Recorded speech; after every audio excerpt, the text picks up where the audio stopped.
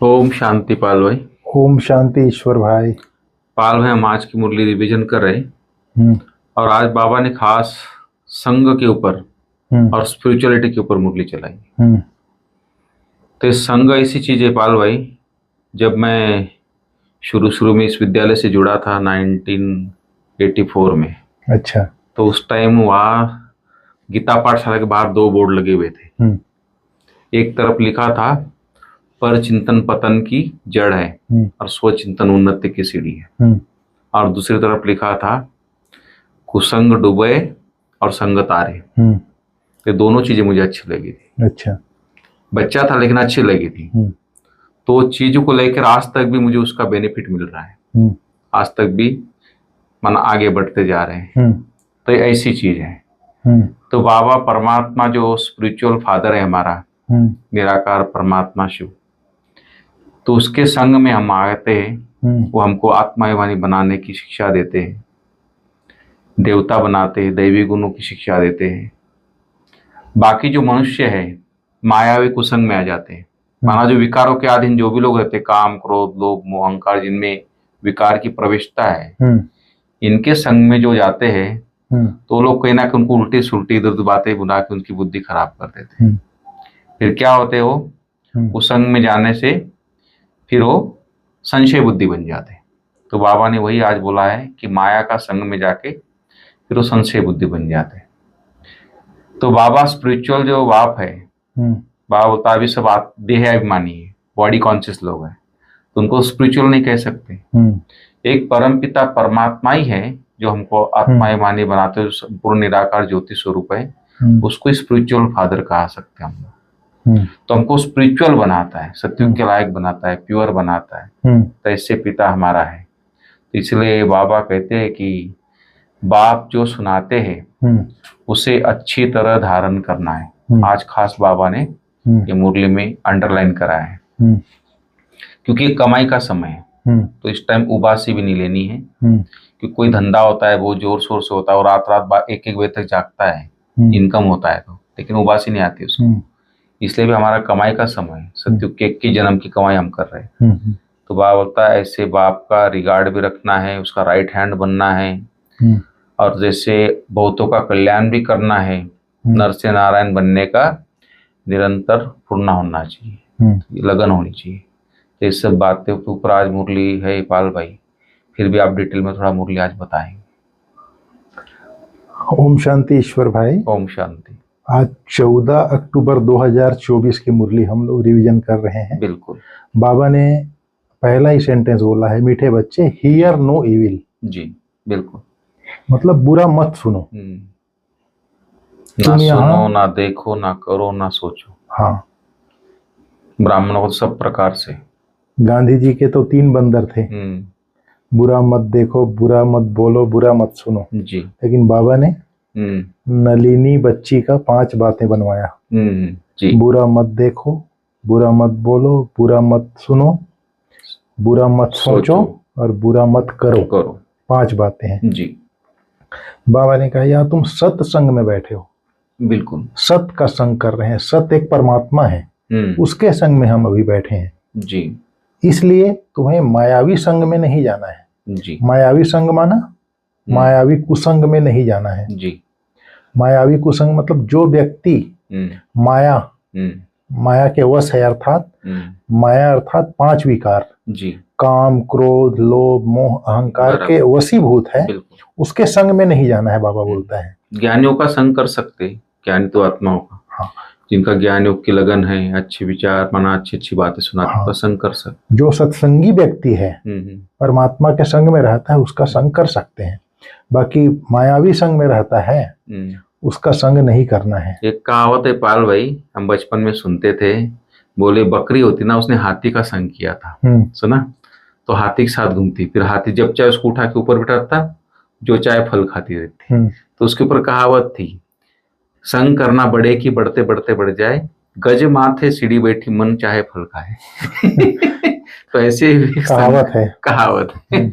इसलिए ज्ञानी होगी आत्मा का संग तो आपको अच्छा ही मिलेगी, अगर बुरों का संग तो बुरा ही मिलेगी आपको। बाबा ने कहा कुसंग लगने से गुटखा खाने लगते हैं। बिल्कुल। जैसे कुसंग वाला व्यक्ति जो है उल्टी सीधी बातें सुनाएगा, जी बिल्कुल। जब वो चिंतन में आएगा तो फिर आदमी फिर गुटखा खाएगा। गुटखा माना उसको ज्ञान में मजा नहीं आएगा, फिर हाँ।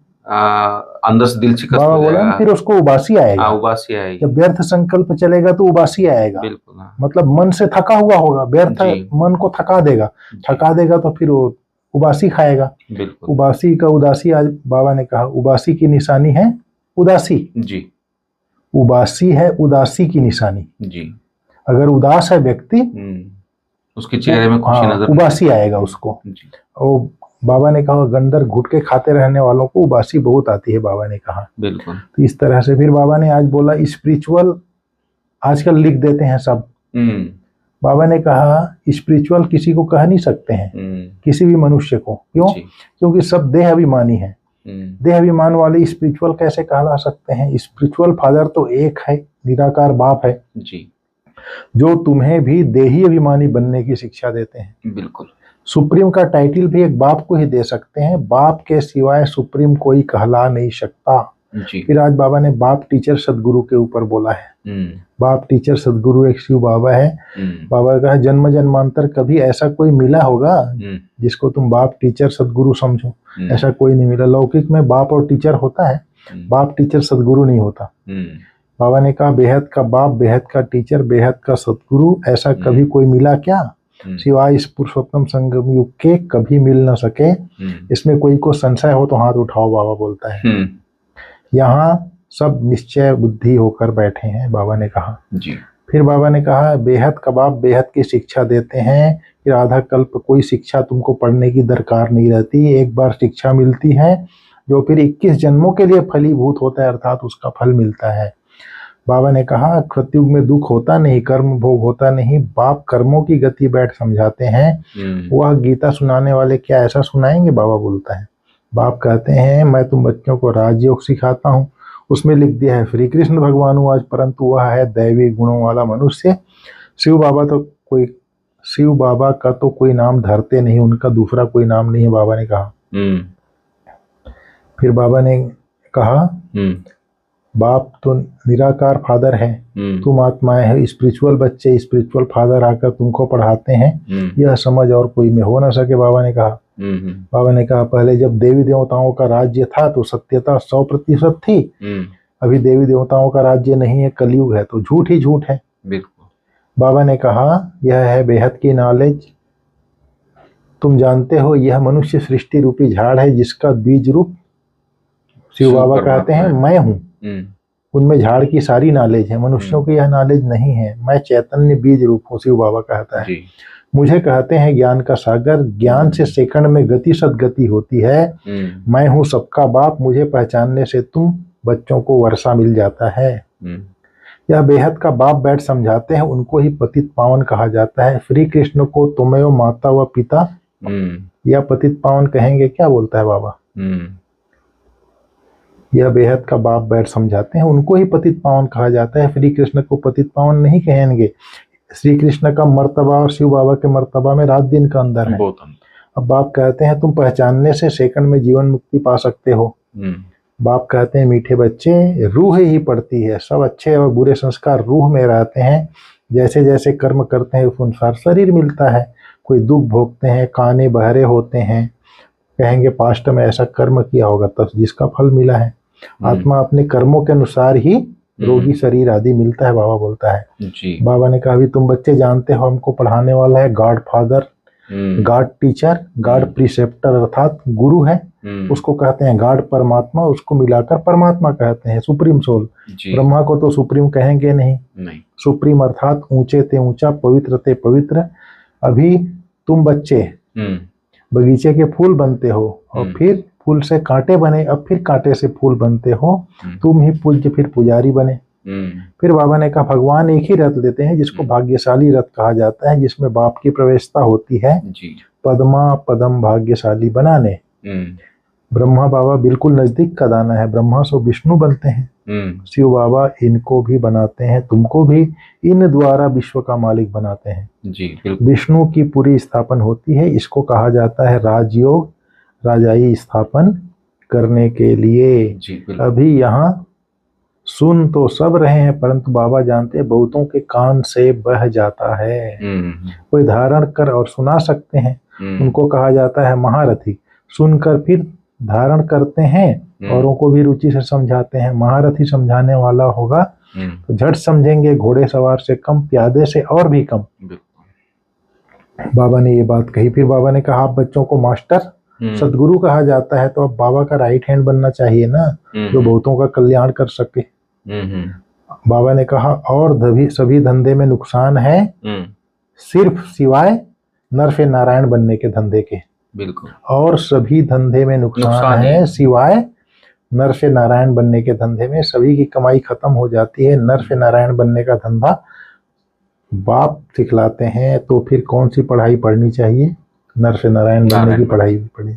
बाबा ने कहा बेसमझ को तमो प्रधान कहा जाता है, समझदार होते हैं सतो प्रधान।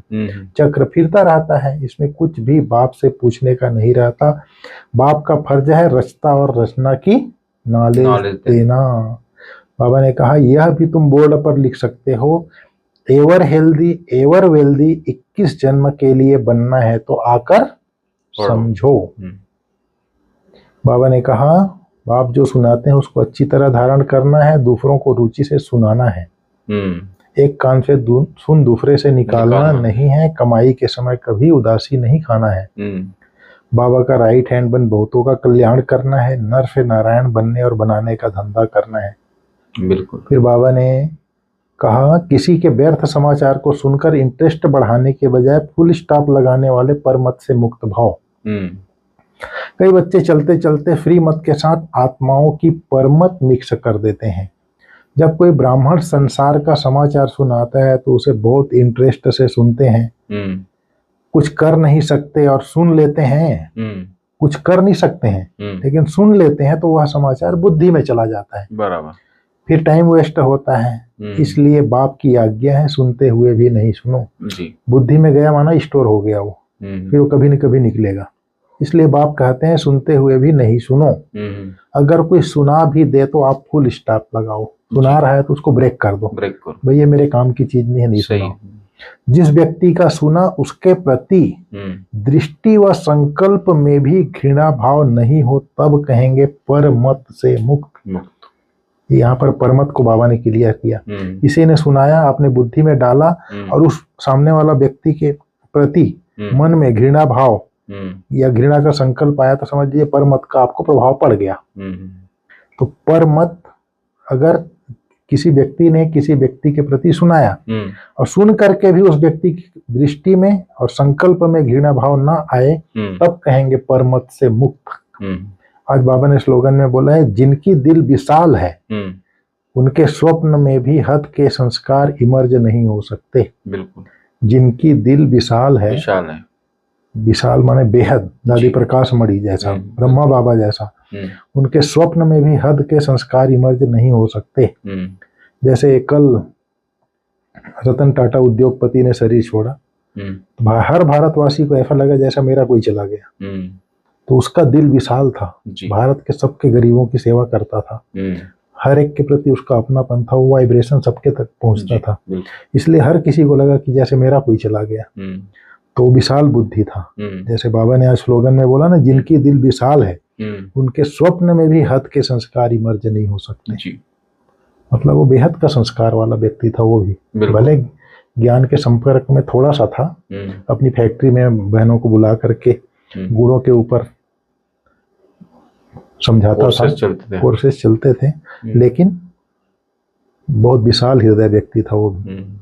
ठीक है। ओम शांति। ओम शांति।